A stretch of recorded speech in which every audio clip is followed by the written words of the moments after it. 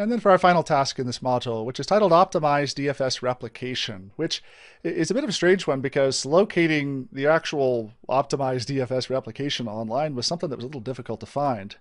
And so what I want to direct you towards is it's really a TechNet web page that doesn't seemingly have much to do with optimizing of DFS because it talks about the quota size of that staging folder as well as the conflict and deleted folder.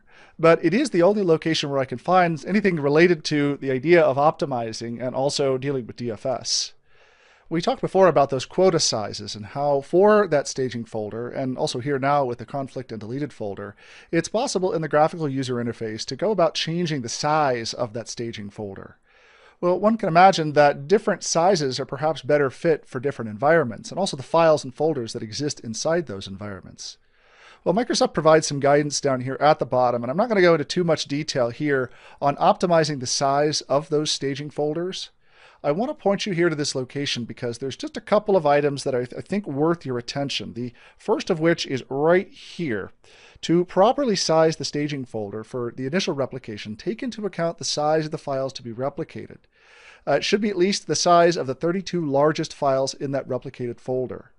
Microsoft also provides a little PowerShell command down here to help you identify exactly what those files should be. Also, if we scroll down just a bit further, down here there are a couple of bullet points that are perhaps relevant for ensuring that you have the appropriate size for that staging folder. The first one being to increase the quota when you need to replicate multiple large files that change frequently. Also, you'll probably want to increase the quota size on any hub members that have many replication partners. Now, we didn't talk about hub members here in this discussion, but the hub member was the alternate topology you could use when you have multiple different machines, mostly that are receiving content from a central location. If you're concerned about free disk space, you may need to reduce the quota on that machine, obviously, to support the amount of free disk space on that computer.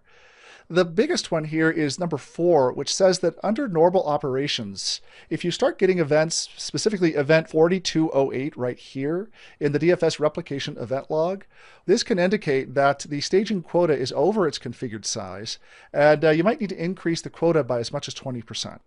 And then lastly, you may want to actually redirect some of these folders to alternative locations if you find you're not getting the performance you're looking for. So these are just some guidelines here for optimizing that DFS replication, and specifically as it has to do with those very large files that need to be put in that staging location. But as far as the test is concerned, this seems to be the best answer for our task here on optimizing DFS replication.